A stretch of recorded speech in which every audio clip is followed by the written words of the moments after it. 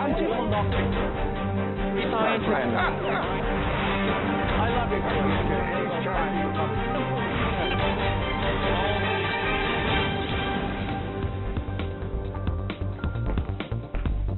Hello and welcome to Crosstalk, where all things are considered. I'm Peter Lavelle. Pakistanis have gone to the polls and elected a new parliament.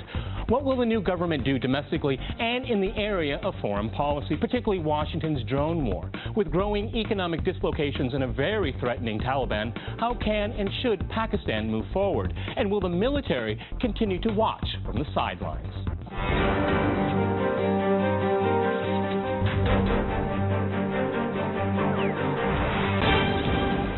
To Crosstalk Pakistan, I'm joined by Marvin Weinbaum in Washington. He is a scholar in residence at the Middle East Institute.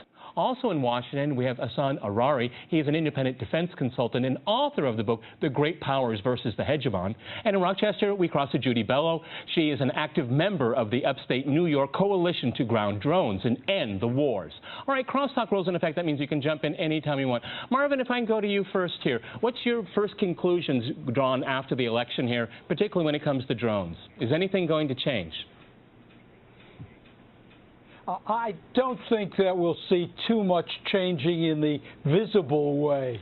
There already has been a cutback in the use of drones. Well, Marvin, there was a lull. There was a lull before the election. There was a lull before the election. Do you think it's going to change? That lull will remain, you think? No, I don't. No, I don't think it's going to change. I don't believe that the United States is going to give up on the policy. On the other hand, I believe that we're going to see our discussions with the new government to find everybody in a fairly comfortable place. Okay. Ehsan, what do you think about that in Washington? Do you think anything is going to change here with this new government? Well, I think the Obama administration is watching carefully and with rapt attention. Marvin is right. I think we'll be deciding. We'll be talking to Nawaz Sharif. We'll be having a quiet dialogue with the military, mill-to-mill kind of contacts. But I don't think, as Marvin said, I don't think it's going to change. Unfortunately, well, I'm really surprised you guys are saying this because it's terribly unpopular in Pakistan. What are elections for? Judy, go ahead, jump in. I also don't think that the American government will change its behavior without a really strong force. And I think the problem, I think Imran Khan actually had a better chance of pushing back than Nawaz Sharif. But I also think that there's going to be a new level of sort of trading between the two countries because Sharif has been put on notice that the people really, really don't want these drone strikes.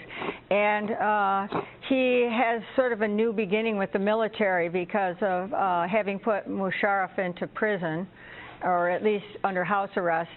And I think that, you know, there's a lot of things in play that will put more pressure on the United States. I don't know that, I think our government, to stop our government, is going to require our people. Okay, Marvin, do you want to jump in there and react to that? Oh, I just want to mention here that let's keep in mind whether it was Nawaz Sharif or Imran Khan had come to power. This is one area of foreign policy in which the military is still going to be first and foremost. The military has got to be comfortable with whatever policy there is. And right now, I don't see the military as ceding this to the civilians. Yes, it's unpopular.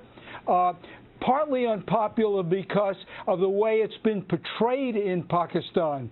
It's been portrayed, and the military is partly responsible, as an attack on Pakistan's sovereignty. Well, this Marvin, was done isn't it primarily for domestic reasons. I disagree with that. Is that an attack on their sovereignty? Marvin, I want to stay with you. Isn't it an attack on their sovereignty? The two countries are not at war. Not necessarily, because remember that for most of the history of this program, this was a joint operation, not on every level, obviously, but it could not have proceeded without the intelligence being provided, without the ability to take its planes off in Pakistan at Pakistan air bases and using Pakistan's airspace. So it became less and less popular. But I'd say partly that was for domestic reasons. Judy, jump in. I think that, first of all, I think that things have changed since that time, that we no longer have George Bush in power and we no longer have Musharraf in power. And that I think that what was just said is an underestimation of the strength of the civil society in Pakistan. I think that the people there were at one point convinced that maybe they did need the drones, and they were very fearful because of an extremely unpopular and destructive military incursion into the tribal lands a few years ago. But right now, they feel pretty secure that that won't happen again, and more people are starting to oppose these drone strikes. Yes, because of the issue of sovereignty, because it's not portrayed as a violation of their sovereignty. It is a violation of their sovereignty, and it is something that it's attacking them in a space where up till very recently, no one could go to the tribal lands. And even now, it's very difficult. No one's allowed to go back and forth. The people who live there are marginalized. They don't have many rights within the federal government. Supposedly, they're able to vote now, but it's very slow moving. It's as if there was a huge Indian reservation in the United States, and people kept bombing there. Well, normally people don't care about what's happening there. They don't think about what's happening there. It's outside of normal society. Not that that's right, but it's true. And now in Pakistan, people are starting to really realize that this is part of their country and that they need to have some kind of an inclusive solution, that they can't just ignore it, the way you ignore things that happen in areas like, say, in inner city in the United States, where they have ghetto neighborhoods. Okay. I want Ehsan in Washington. Go ahead, Ehsan. Go ahead. Well, can I jump in? No, I respectfully disagree. Pakistani government, especially the Pakistani military, has been following a very deceptive kind of a policy. It was winking and nodding at the United States and cooperating with the CIA about drone attacks, and then publicly saying to the contrary. Now, the military has to make up its mind. You can't have it both ways. You can't have, privately you say, okay, hit this target, hit that target, and publicly say, hey, you are violating our sovereignty. No, what's going to happen is, with the new government, there's going to be a new conversation, new dialogue between Nawaz Sharif and Obama administration, and they'll try and determine, the modalities of the drone policy. Drone attacks are not going away. See, drone attacks have been intensified under the Obama administration. Yep. Bush started it. If you take a look at the chart, I mean, the chart has gone way up. And it is going to continue. In fact, right now as we speak, there's a controversy going on in Washington, D.C. in terms of Obama's violation of authorization to use military force. Well, that's a public law. But, Obama's interpretation of that reminds me of the imperial presidency. He's looking at that power as absolute power. Somebody testified yesterday or a couple of days ago that, the administration's interpretation of that policy is that they have freedom to use drones from Boston to Bosnia. Come on, this is not. Okay, all right. I want Marvin. Look, Marvin was disagreeing. No, Marvin, go ahead, Marvin. You look like you're disagreeing. Go ahead. It's crosstalk. Go ahead. I just wanted to say that as the United States draws down its forces in Afghanistan, this is obviously going to be a factor into how important the drones are. On one hand, we've got fewer troops there and therefore less to be concerned about when it comes to the infiltration issue, the Afghan What about the Pakistani people? What about the Pakistani people? Well, really? Well, that's right. But remember that this is a government. Peter, this is a government which has permitted the Taliban and the various elements of the insurgency to have sanctuary and to be able to come across that border and with impunity and attack American and Afghan forces. So if you're going to provide that kind of safe haven, there's a price to pay. They're finally learning that now, because what's happening is that their own insurgency is hiding on the other side. Okay, there's the good Taliban and the bad Taliban. Go ahead, Judy.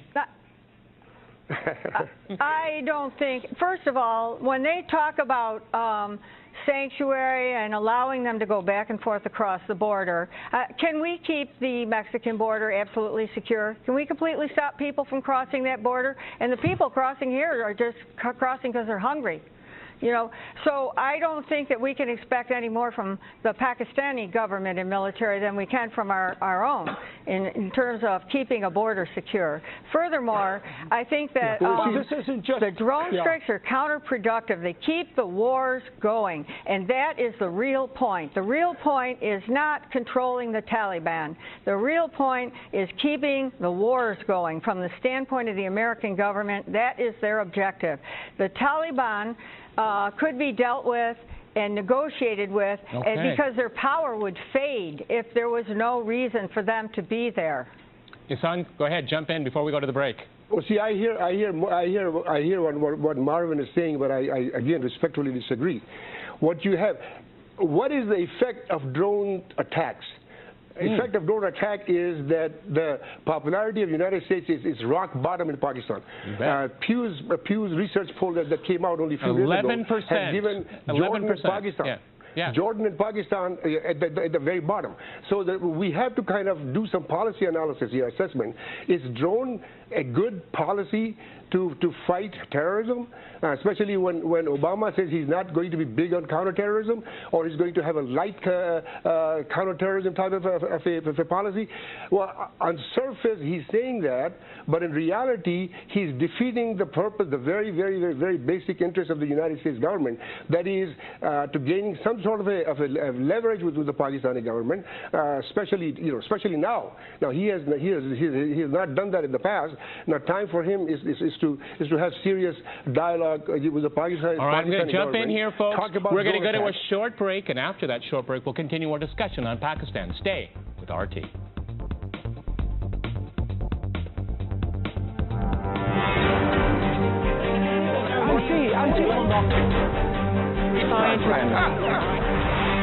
I love you.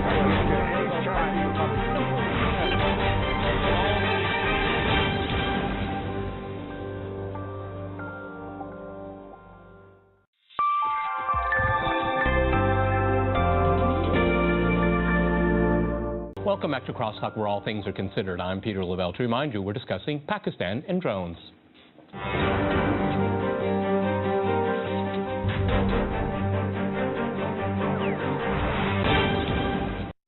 Okay, Marvin in Washington, is the drone policy working? What dividends is it producing?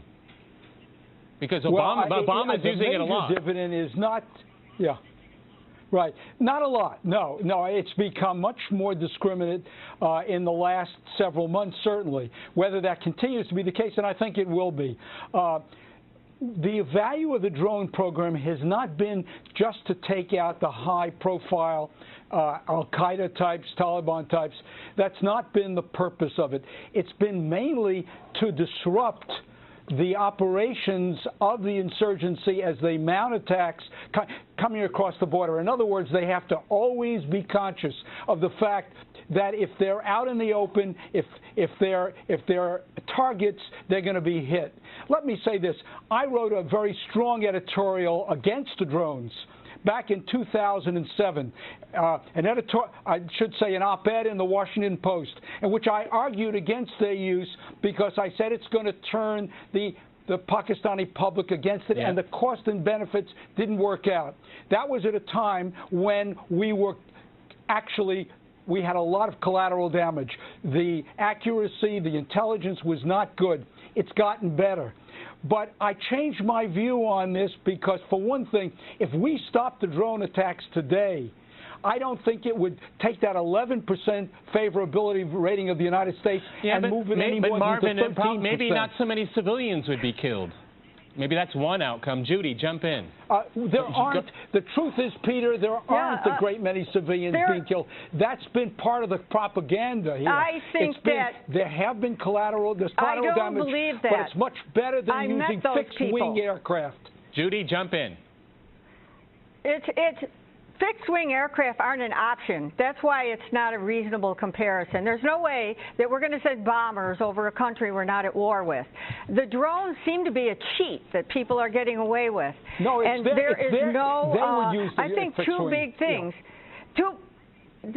The civilian casualties, like the many people who are disappeared and unfairly imprisoned from Pakistan and Afghanistan, has to do with the fact that people in the United States don't have good intelligence. They don't know, and when they go after people, they have, in many cases, no idea of whom they are actually tracking. So when they kill someone or abduct them, it's hit or miss. They're just completely random almost most of the time. There may be a couple of occasions where there's someone important enough that they actually know how to follow them. But for the most part, that is not the case. And the people who, and now that the genie's out of the bottle, so to speak, now that the people are aware, the people of Pakistan, the people of the United States, at least some of the people who are concerned about our place in the world, then we're going to find more and more that it's going to become harder and harder for the U.S. government to continue this policy. And you can't just say, oh, well, maybe people are they're just going to relax and forget about it. And it's not going to happen. And yes, those people are going to stay mad even after we stop, because it's going to take some time. And you're talking about blowback. You're talking about blowback. Ehsan, go ahead in Washington. Jump in. Marvin, you have it wrong. We are still targeting high-value targets. So I don't know why you're saying that we're not targeting high-value targets. And number two, you say that there is no collateral damage. There is heavy collateral damage. If you take a look at reports from Waziristan, I mean, we have created a reign of terror in Waziristan, in Pakhtunkhwa area. I mean, So the use of drone policy, in my humble opinion, is nothing but an utter failure. It has to be revisited. We have to have a discussion. We have to bring in the Pakistani army. We have to bring in the Pakistani civilian government and really create some stake for them. You see, and that's what we're. I mean, if we want them to be responsible stakeholders, if I can bring the phrase from U.S.-China relations to here, if we have to make Pakistan a responsible stakeholder, then perhaps we can be more effective. But more important than that, what we are not doing in Pakistan is that we're not having a dialogue about giving Pakistani government a comprehensive security and economic assistance in order for them to really stabilize the government. Now, as long as the government is not going to be stabilized, drone policy is not going to be any more successful tomorrow than it is today. Okay, Marvin, you want to? A lot said there. Marvin, you want to jump in? Go ahead. Well, the stabilization of the government there is not going to be something which is our responsibility. They've made a major step in that direction by electing a new government with a solid majority it will have in the parliament. That's a point of stability here. They've got to put their economic house in order, and that has very little to do, if anything, with the drone. The United States cannot stabilize. Ehsan, go ahead. We can play an important role. The United States cannot stabilize the Pakistani government. We can play an important role in providing. It has to be allowed to stabilize itself. All right. Well, everyone, listen to me. Does it make any difference? Because the military just does its own thing anyway, right? Judy, go ahead. No, elections don't matter. From now on, that's not going to happen. Well, I think that actually is slowly changing. Okay, Judy first. Go ahead. I think that slowly that's changing, and I met a lot of different civil society groups when I was in Pakistan last fall, and also members of the military. And I don't think the military is any longer really happy with this happening. I mean, we may be talking about a few people at the very top, but I think this is a shifting and changing circumstance, and that the Pakistani military, given a way to secure their standing in the country, does not need to be having this constant violation of sovereignty. It doesn't make them look good either, and they sure as hell aren't going to go back in and bring the army back into Waziristan to go, looking for the Taliban. So they need new ways to address their problems, and they are looking for them. But if the drones continue to pound Pakistan, then they are actually unempowered by that happening. Okay, so that doesn't help them. I want to go back to Washington. They need to have their standing from their own actions. Go ahead. Well, there is a big unknown about what the role of the military is going to be. Of course, the military is not going to fold its tent and go back to the barracks. It's not going to happen. But what is going to happen is military is going to have a dialogue. Tayani and top brass is going to have a dialogue with Nawaz Sharif. They're going to develop the modalities of their own approach, a framework to deal with the Americans. Americans are going to go to the table with their own framework, and then they're going to have some kind of a dialogue. So you see, everything is up in the air because of this election, because of the fact that Pakistan is definitely heading toward democracy. So there is no sense in condemning what happened in Pakistan in the past. We have to look ahead and see. I'm not saying that we have to stabilize Pakistan. I'm saying that since the United States is a major actor in South Asia right now, we have a role to play in providing assistance for its economic stability for Pakistan. I did not say that we can stabilize Pakistan. So Marvin is right in that sense, but Marvin is wrong in the other sense. In that I don't know. It seems like ever since the start of the war on terror, Pakistan has been one of the biggest victims. Marvin, go ahead. Well, it has been a victim, but it has also been a culprit as well. Look, Pakistan has made a decision here that it's not a matter of looking the other way as far as the insurgency in Afghanistan. We have pretty good evidence that elements of the Pakistan security forces have been involved in the operations themselves. In a small and sometimes a major way. So Pakistan does not have clean hands here. But remember, through all of this, Pakistan has its own insurgency going on. And this is a very serious threat to the Pakistan state.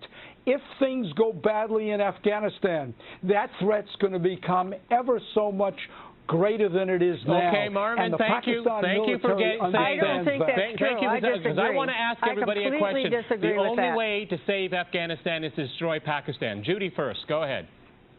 That is ridiculous. Well, that's what's happening. That's what's happening.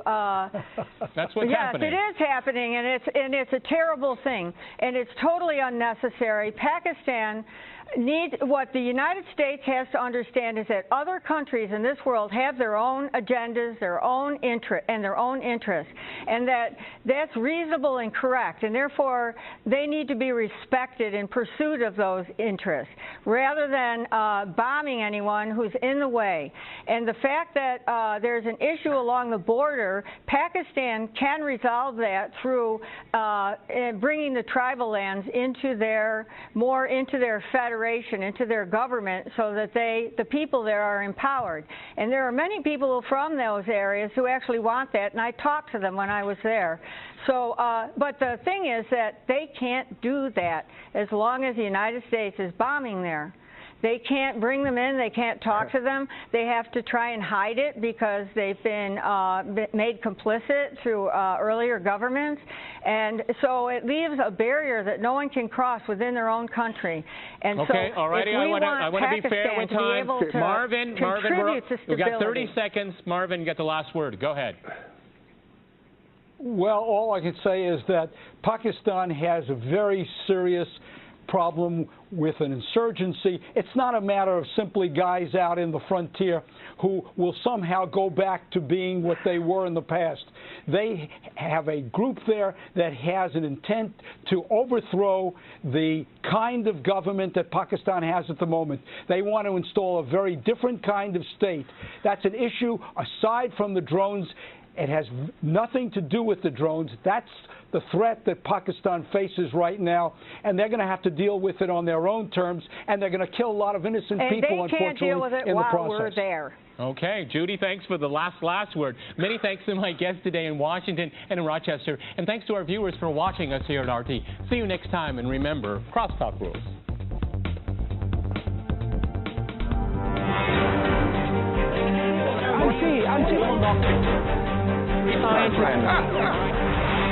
I love you.